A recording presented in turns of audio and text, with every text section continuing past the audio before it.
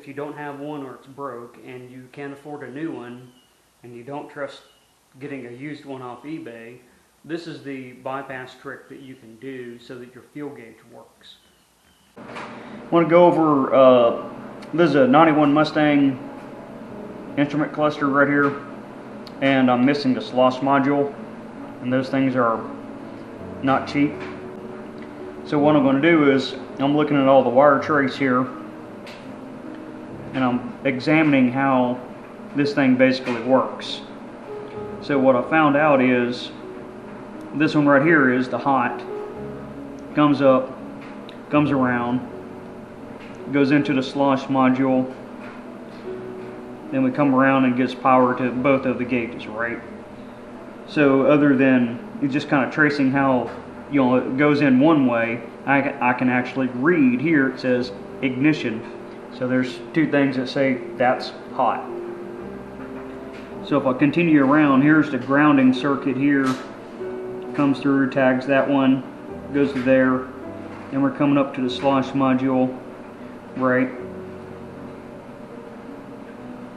This is why I got a pencil here, because it can get a little tricky there. So that's a ground right there, gauge ground, going across the Slosh module.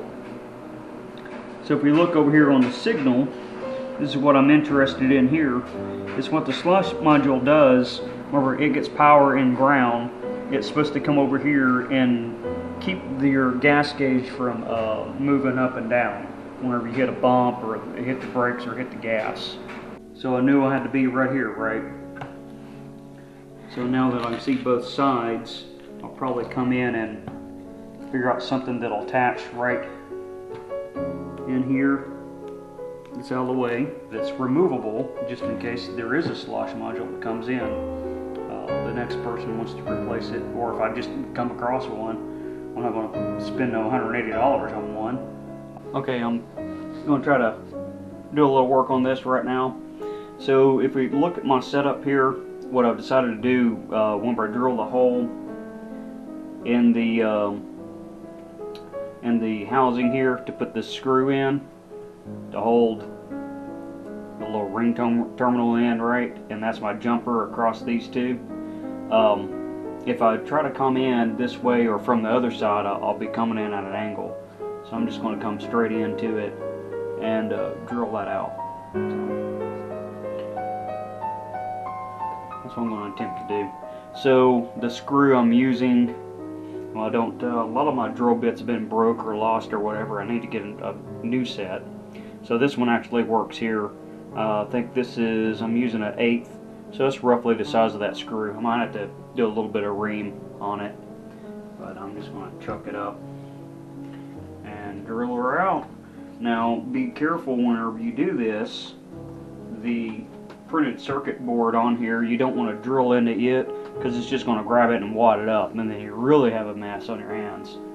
So I'll come up with an idea to cut that. I'll probably just take a razor blade and just kind of cut a little circle or whatever out of it, split it, and then it can go around where the little eyelet goes.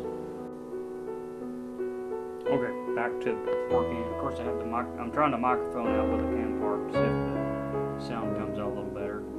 And it is attached to me, and I'm trying to answer my phone and yank the camera over. All right, back to where I was.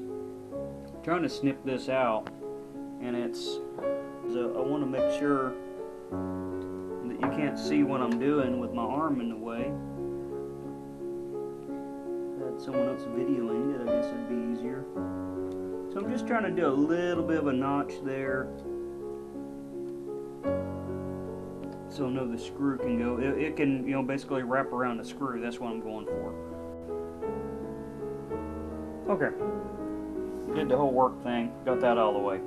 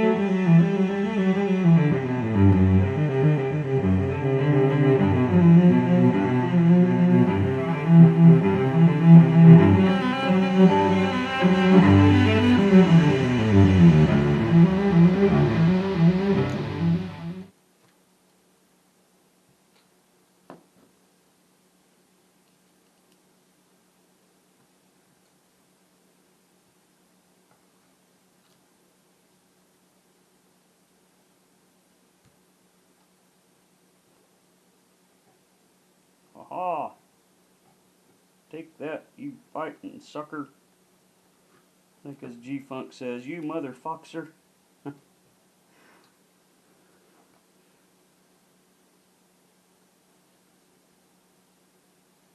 Alright, on downhill slope now.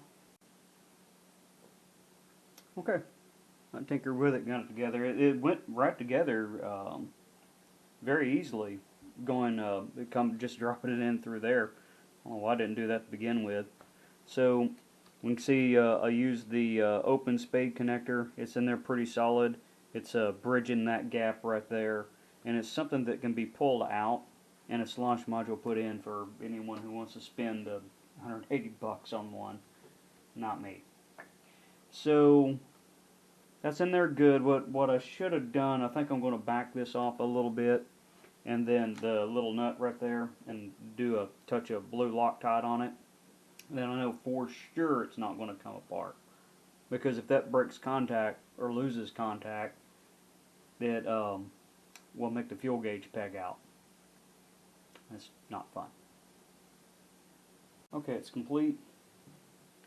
I'm going to put a couple tools up right quick and get it out of the way. Alright, use a little blue Loctite on there. Lock it in place. Don't want it coming out. So the hole I put in the top really isn't that big. Some 17/64 or something like that. I used 9/32 actually, and that was perfect. I could get my screwdriver in there and just locked it in. I don't know why I just didn't do that to begin with.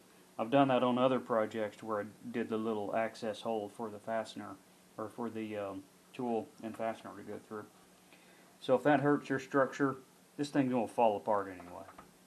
So that's in there good. So one of my function checks before I put it together. Got my voltmeter. Got an on continuity. I'll see if there's continuity between them.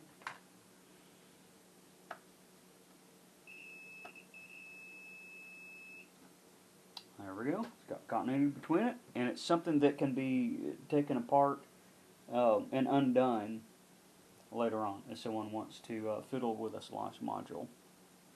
So again, I do have a theory on how to just completely eliminate it and still get the same result. I need to work on that. I'll probably do that on a gym, because I did the same thing, pretty much the same thing on gym, but I forgot to take pictures, so I couldn't remember how to do it. It's been, I don't know, 3 or 4 years ago. The fuel gauge doesn't peg out. Now it will when the brakes go on and the gas, it'll move up and down, because that's what the Slosh module fixes.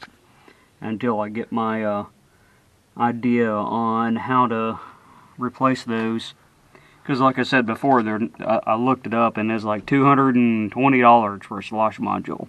So I think I can beat that and make it work. So all the needles are nice and bright. That's what was going for, and the fuel gauge works. Telling me I need fuel.